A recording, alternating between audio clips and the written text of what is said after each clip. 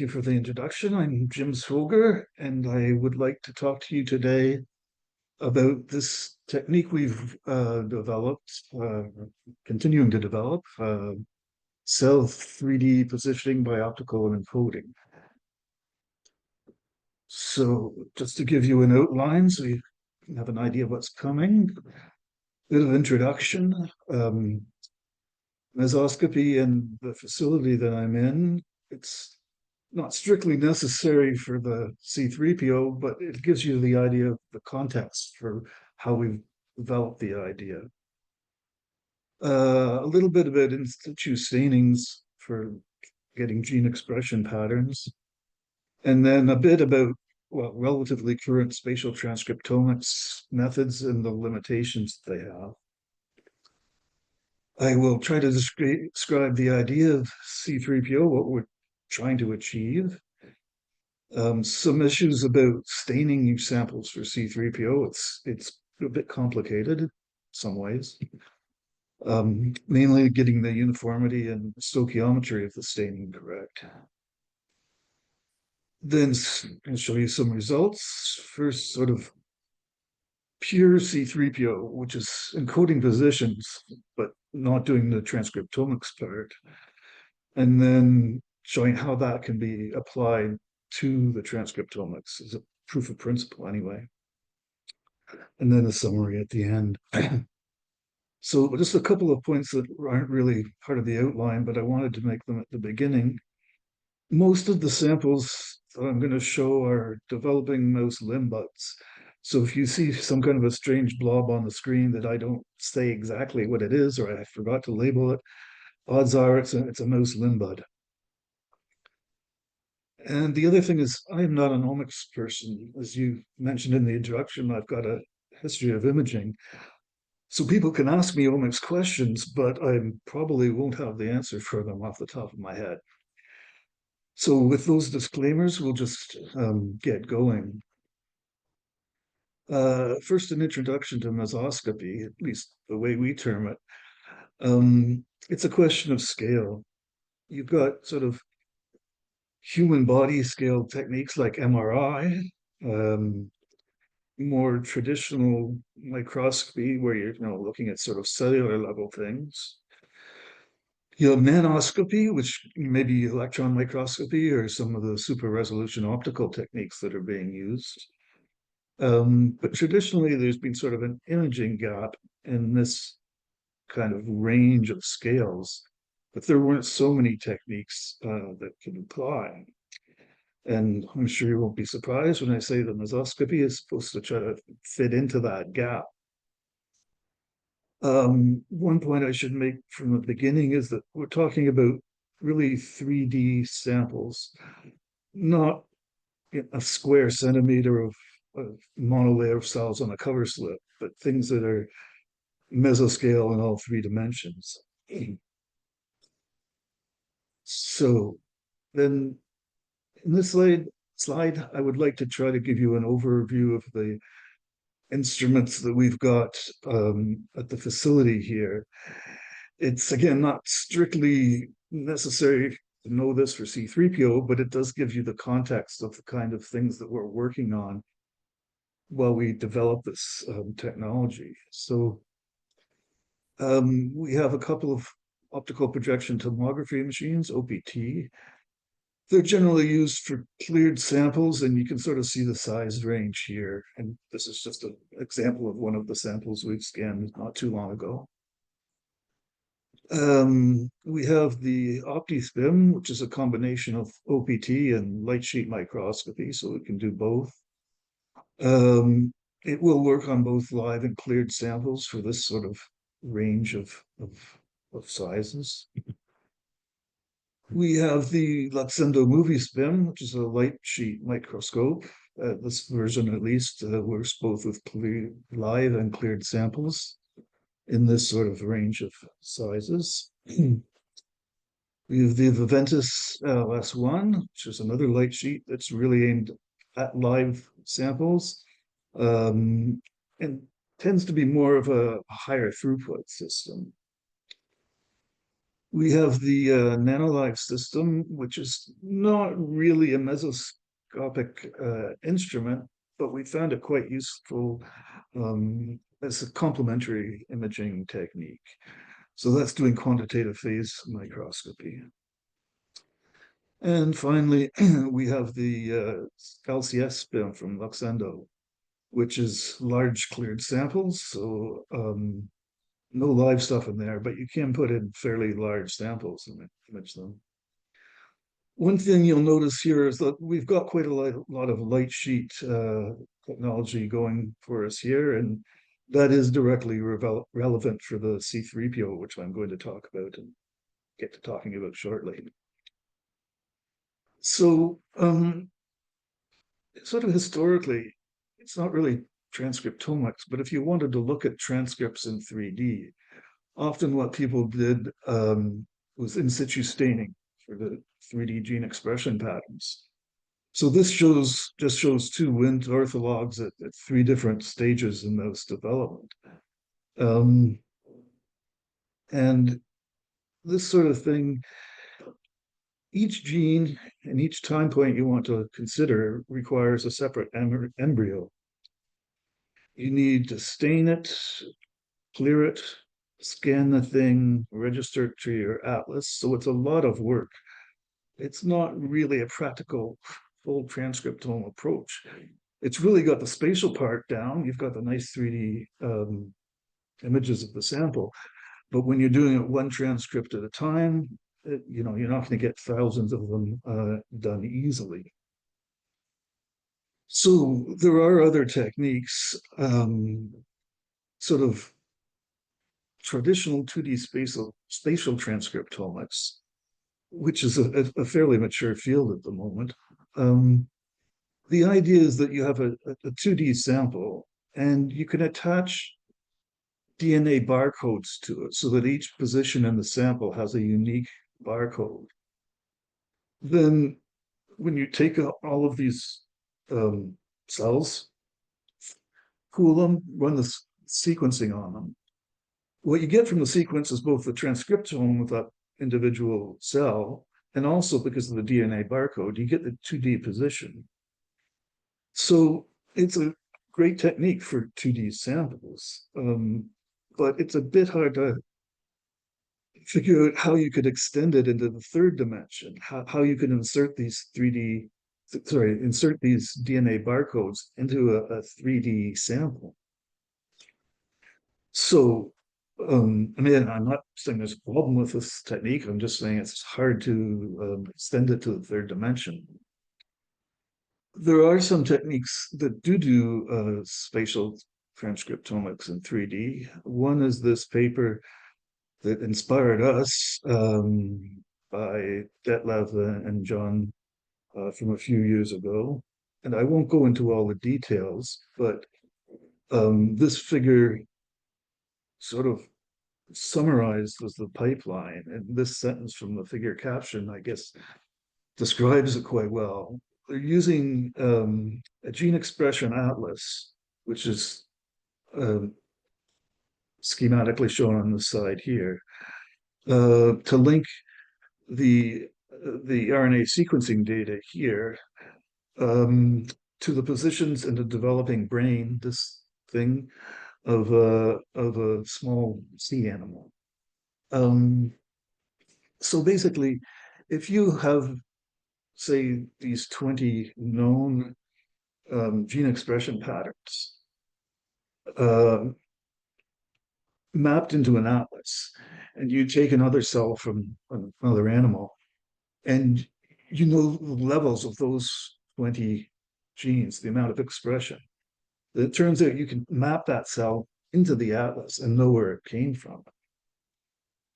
So that's the basic idea. By doing a transcriptomics on these cells from the animal and mapping them into the atlas, you get this 3D position of where that transcriptome came from. So it's a very nice technique. There is a problem that you need a 3D atlas for your sample to do this mapping. It has to contain all of these reference genes, You need an atlas for every different developmental time point if you're looking at developmental biology, also for different mutants or different species. So that's a lot of in situ stainings to process and a lot of atlases to create. And if you wanted to look at something unique like a tumor, it's hard to see how you could even make an atlas. Each tumor is going to be different. So the whole idea kind of breaks down there. So again, I'm not running down this technique. It's very nice. I'm just pointing out that there is this limitation that it's not going to work for all cases. So just to be clear, the problem is basically that spatial omics are very popular these days. That's not a problem. But to do spatial omics on mesoscale samples like the ones we're interested in, you've got to dissociate the cells and separate them out, get them out of the 3D context. And when you do that, the spatial information about where the cell was in context of the rest of the organism is lost. You need to dissociate them, but then you've lost the information about where they came from. So the idea of C3PO, it's at least on the surface, it's really quite simple. You want to somehow encode the cell's 3D positions into the cells themselves before you do the dissociation. So how do you do that? Well, if you have a fluorescent sample, one thing you can do is just bleach a gradient into it. So along this axis, bright on one side, dim on the other side, and a nice gradient. Then if you've added a second fluorophore, you can bleach again, a perpendicular gradient this way. And if you overlay those, you can see you've got the red green intensities are encoding the, in this case, just 2D positions. So red cells must have come from down here, green ones up here, yellow ones from there. I should point out at this point, this is not real data. These are just cartoons that I've made up to illustrate the point. It's 2D. But to give you, to get across the idea of what we're trying to do, it's just these cartoons. Later on, I'll show you actual data from these things. So one problem that we've found right from the start is non-uniform staining. If you consider just a line through this sample here, and we plot the fluorescence level along that, you end up with something like this. We tried to bleach a nice smooth gradient, but we ended up with this because the staining wasn't uniform. So if you have a cell that happens to have an intensity, a gray level here, well, it's coming from somewhere in that part of the sample, but you don't really know where. And it's not mapping to a very specific region of the sample. It's quite broad. So this is a problem, that the intensity that you measure is not mapping directly to the position. So what can we do about that? Well, our idea was to add another fluorophore. And this one we very carefully do not bleach. So what we do is we have the 3 channels for 2 dimensions, and we normalize. We take the ratio of the red intensity to the blue intensity, and then the green to the blue. And you can see already you've got much smoother patterns in the intensity. And the overlay, again, you've got the nice smooth gradients, and it's not so messy as it was before. So before we had that situation where we had this rather non-uniform intensity gradient. And now when we switch to the ratio of the 2 channels, we get something more like this, where the basically the intensity is mapping directly to the position. And you're limited by the noise in your measurement system rather than by the labeling uniformity. So, at this state, we're getting, okay, I think it's believable that this kind of thing could work, hopefully. Um, just a couple of sides at this point. One is a bit about chemical clearing of samples. This is a hemisphere of a mouse brain embedded in a block of agarose. And the point here is that the thing is opaque. It would be really hard to bleach a nice gradient in there because you can't get the light deep inside it. But what you can do is take that sample, dehydrate it in methanol, and then clear it in bath. And you can see the timing there in hours. In relatively few hours, the brain is becoming really quite transparent. If you leave it overnight, basically the next day, the thing is almost invisible. Um, so the point is, this in many samples of interest, these are just stills from the time lapse. Um, if we just took the native tissue, we would not be able to do C3PO because it's too opaque. But using this clearing technique, we can then have optical access inside the thing. And I should point out that this clearing is also reversible, so you can do the steps in the reverse order and get back to the native tissue. So the other side I want to mention is that I said earlier, we do quite a lot of light sheet microscopy. And one thing, if you've done much light sheet imaging, you know it's very easy to bleach a single plane in your sample. You just have to be unlucky or forgetful when you park the sample in the beam and leave it there. This is an example where it happened in one of our mouse limb buds. I'm just scanning through it in Z, and you'll see at one point it goes dim briefly. That's where we bleached the thing coming up there, just sort of flashed or anti-flashed. You can see that better if we rotate the sample 90 degrees. So now we're just looking at it on N. And there's that plane that we bleached by accident. In this case, it was trying to do a scan and the sample, the thing crashed and just left the sample sitting in the light sheet. So you've bleached that plane, but that actually is going to come out very useful when we get to the C3PO.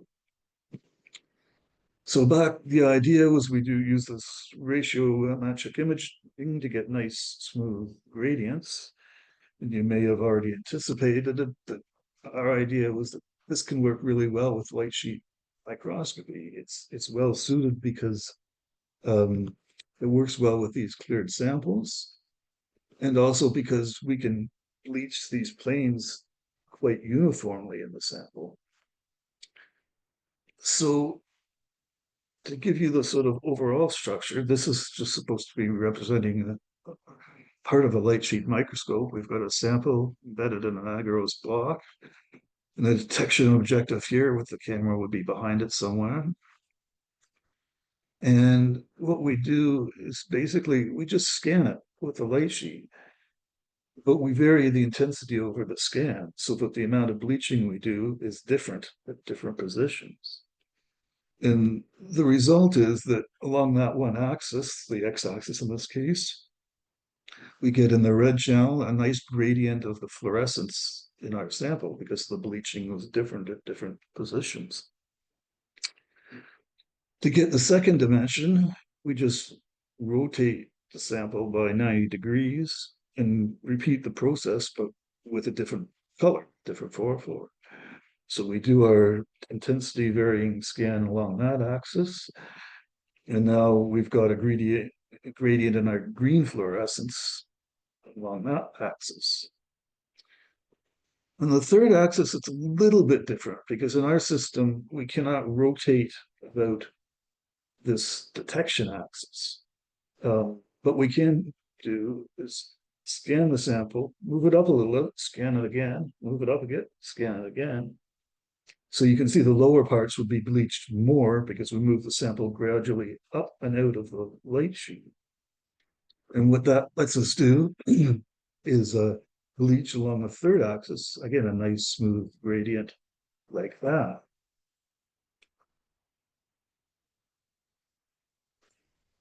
So that's the principle, the idea that we were trying to achieve with the C3PO. Sort of overall picture is that with the light sheet microscope, we can photo bleach these gradients. And we can also generate maps of the gradients just by doing a regular light sheet scan of the sample. We can see, how much did we bleach in this region? How much did we bleach in that region? After that, we dissociate the cells. Okay, so the 3D positions are lost. We've just got this mixed up bunch of cells floating around. But we can send these to the fax machine and sort them. So the fax machine can measure the fluorescence level of each cell. And from that, we can map that cell back into the position it would originally have been in a sample, because we know we have these nice smooth gradients and we know what the fluorescent levels in the different regions were. After that, you can do RNA sequencing, or really whatever omics that you're interested in. If it's RNA sequencing, then you get the gene expression profile of that cell. And sort of pipeline put together is a technique for mesoscopic 3D spatial omics. So I wanted to say a little bit about the staining of the samples. As you may have guessed, this is going to be critical. We want labels with certain properties. They should penetrate the 3D tissue fairly easily. We'd like it to label all cells similarly, so you don't have some cells that are really, really bright and maybe a different cell type next door to it was really dim. This is a sort of a general point of imaging, but you don't want a lot of crosstalk between your different channels. If you're trying to bleach a red channel, you don't want it to be also bleaching a green or a blue or something like that. They should be photo bleachable so we can write these gradients into the sample, but not too photo bleachable, because you don't want them to bleach if you're just doing a scan of them, or bleach as it's running through the fax machine or something like that. So we need a balance there.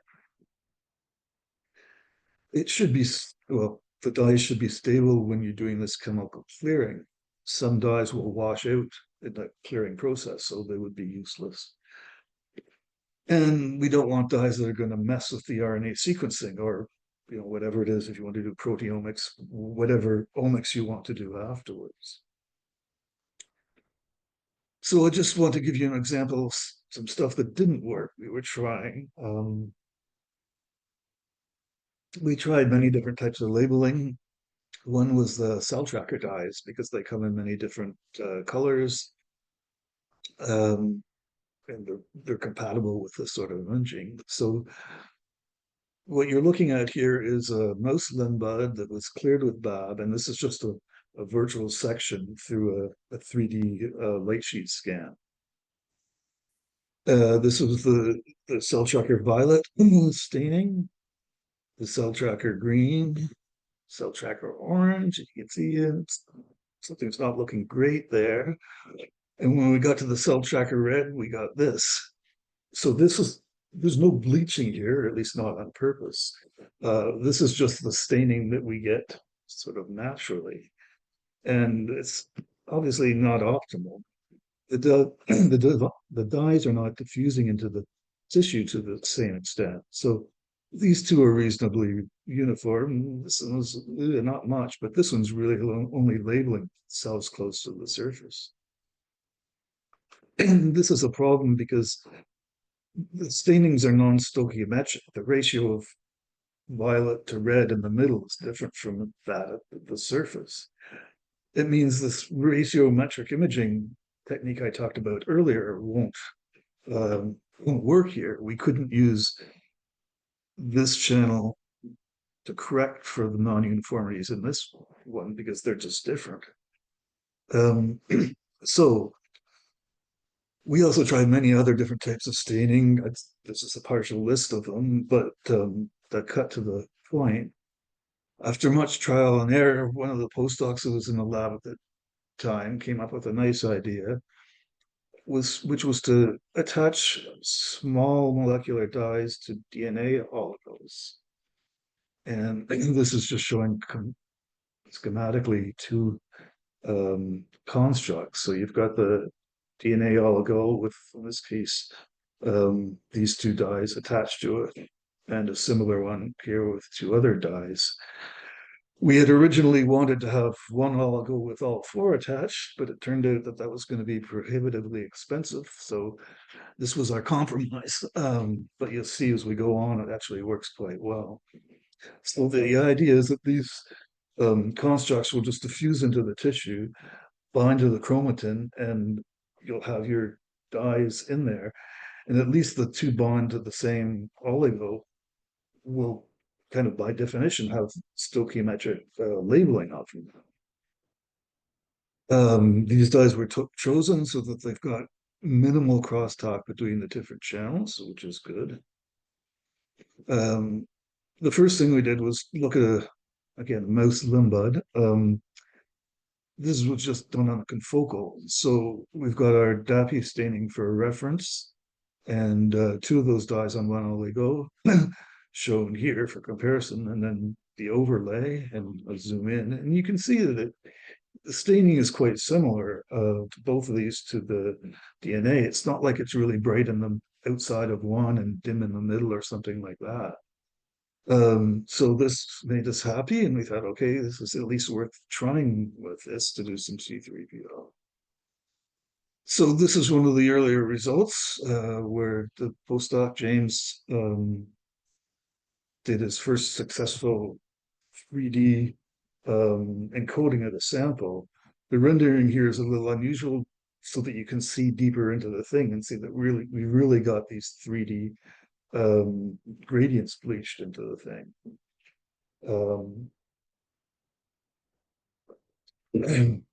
So this made us happy. It looked like, yeah, we finally, after quite a lot of work, got something that looks like it's doing what we want.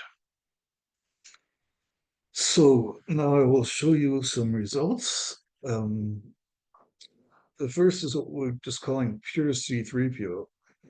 That is, we want to demonstrate, again on mouse limb buds, the C3PO principle, not doing omics here, but just seeing if this encoding and decoding the positions are possible to do this optically.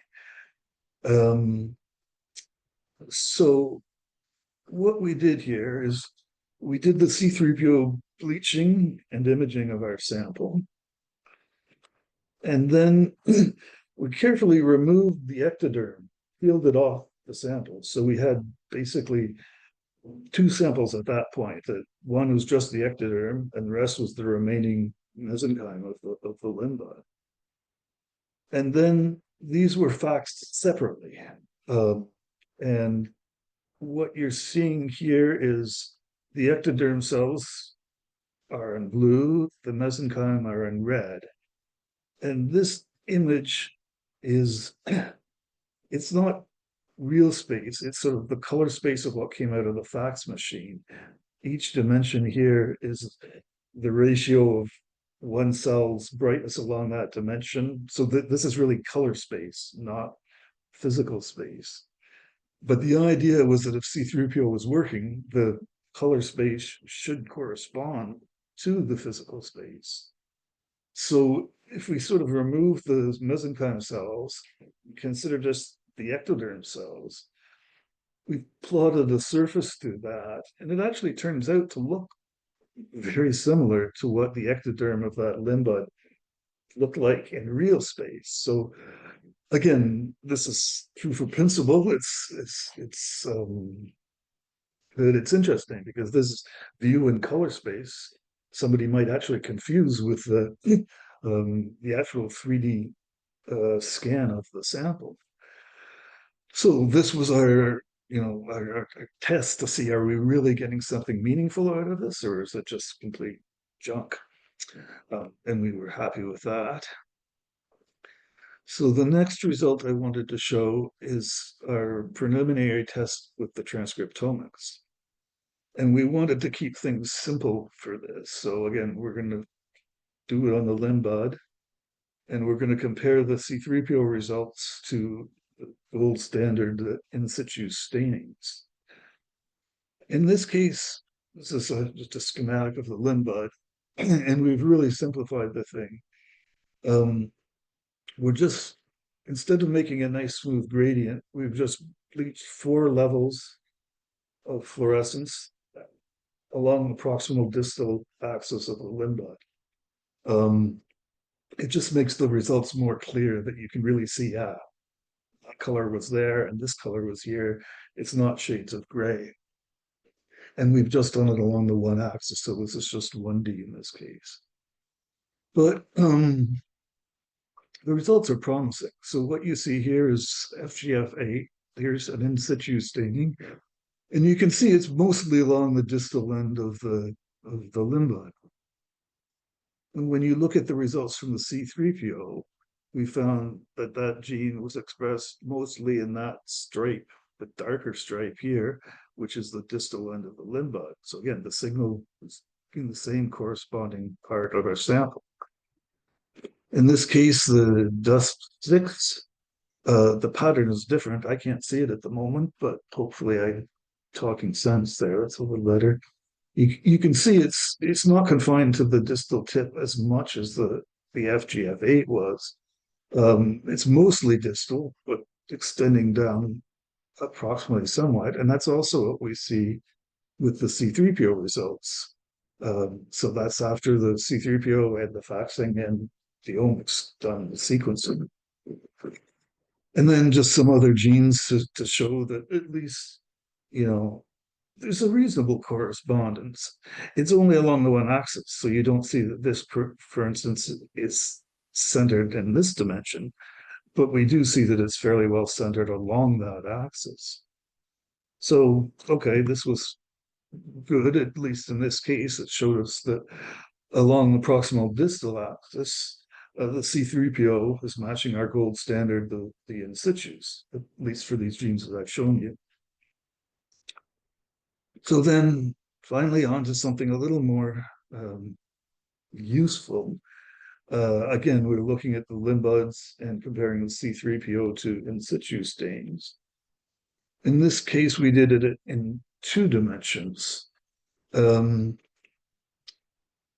were gradients both this way and this way. And again, we're going to compare our in situ stains to the results of C3PO.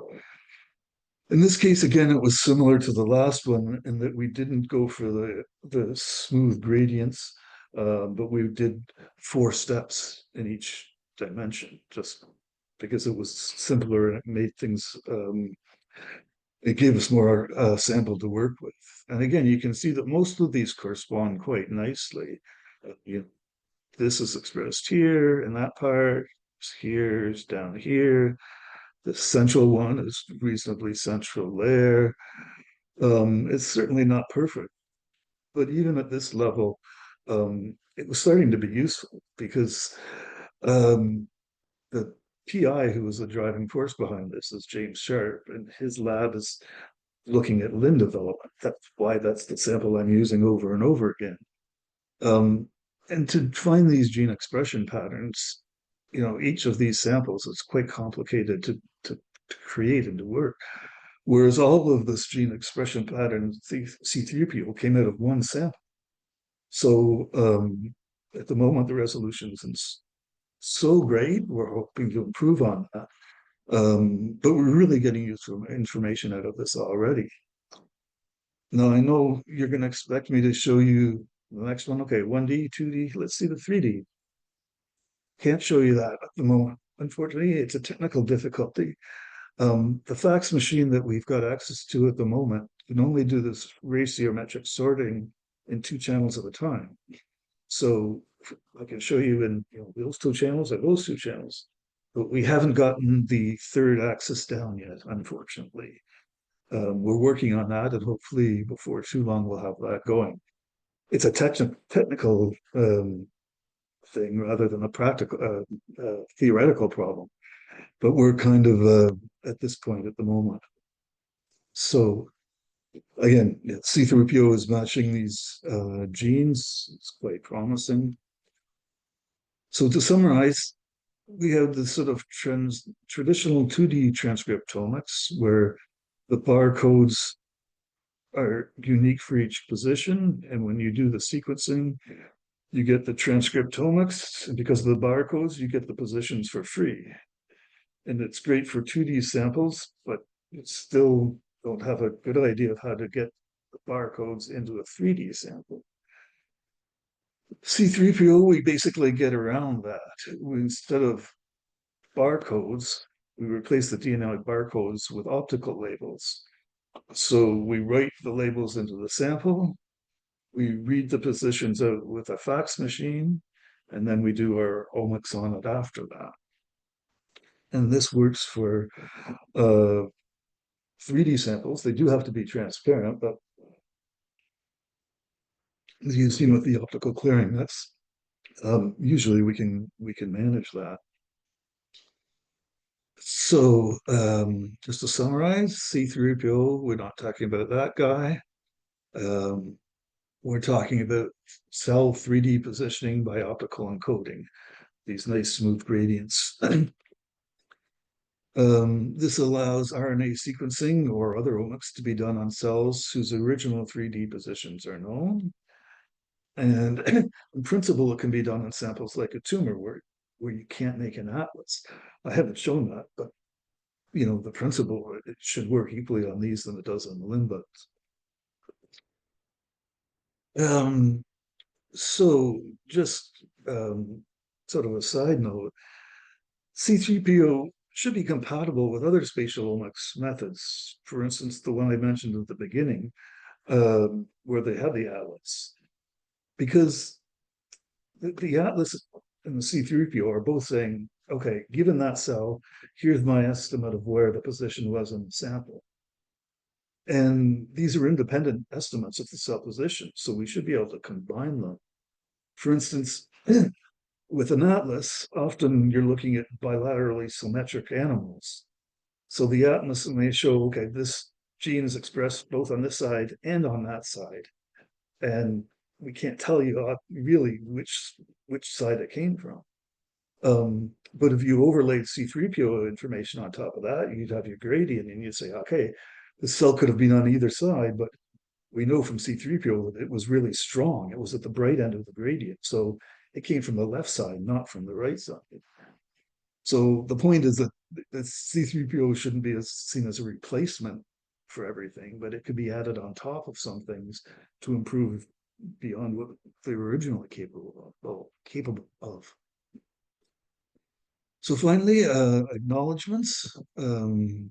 These are people who've worked on the C3PO over the years. James was the postdoc that had the sort of breakthrough idea of the labeling, and this James is the boss who drove the project. This is the current staff at the microscopic imaging facility who do a lot of the work that makes all of this possible. We've had help from various core facilities doing different jobs. The whole project began when James's lab was at the CRG in Barcelona, and we've brought it along with us when we moved to EMBL Barcelona. And of course, I'd like to thank Euro-BioImaging as well for giving me the opportunity to talk to you today. And thanks for your attention.